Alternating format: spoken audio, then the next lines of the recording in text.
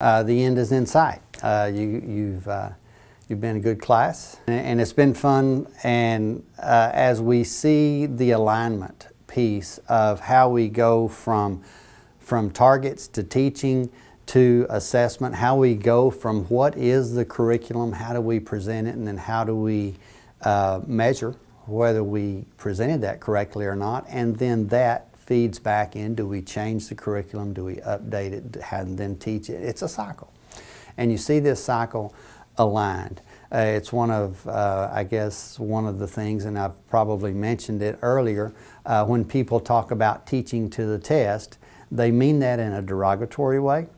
And you as a teacher, I'm sure your students hope, and you as students hope that I am teaching to the test, that I'm teaching you what is going to be assessed.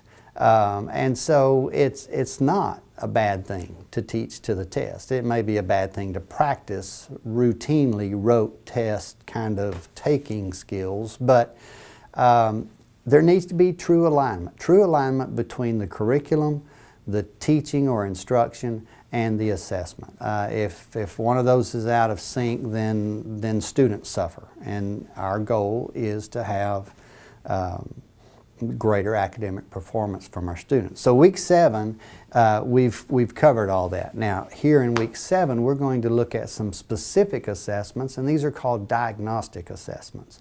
You'll see these in schools where we see that in our alignment there's still something missing. There's still some piece that just doesn't make sense, or we have a question about, and so sometimes we have a diagnostic assessment to see if there is some deficiency or something that we can do to help a student. Sometimes it may be some kind of special education assessment, it may be some kind of intelligence assessment.